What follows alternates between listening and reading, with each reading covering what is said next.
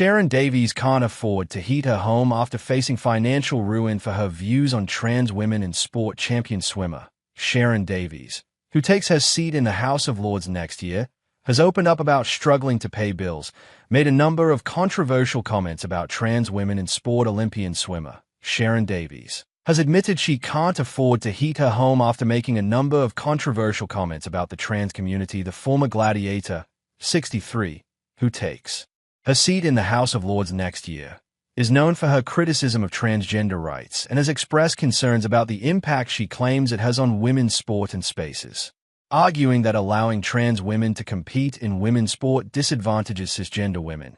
Sharron's views have generated significant debate and controversy. The mom of three was once the toast of TV, with plum gigs, including iconic sports show Gladiators on her CV. She was also a regular commentator on the BBC. However, Sharron says pretty much all her contracts were pulled when she started to speak out about trans women in sport. The mom of three was once the toast of TV, with plum gigs, including iconic sports show Gladiators on her CV.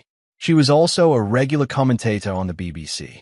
However, Sharron says pretty much all her contracts were pulled when she started to speak out about trans women in sport. Sharron is now preparing to take her seat in Parliament next year after being nominated by Conservative leader Kemi Badenoch.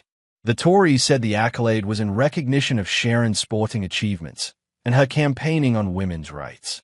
Explaining that the Conservative leader told her that people will now have to listen to her, Sharron said, "I did say, hang on, what powers come with this job?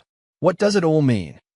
Kemi said, "You can say to people that they need to come and see you, and they can't really ignore you. You can write to people and they have to give you an answer. Sharron continued, "So now, the people who have been avoiding me won't be able to avoid me quite as much. People who don't want to look into my eyes and say, yes, we are letting women in sport down won't be able to simply ignore me."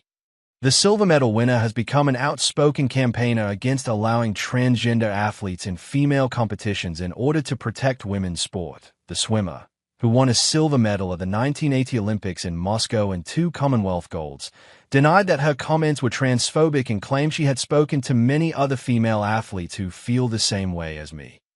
Following her nomination for a peerage, Sharron said it would be exciting to carry on fighting for women's rights and safeguarding, as well as trying to get as many kids, in particular, doing sport as possible.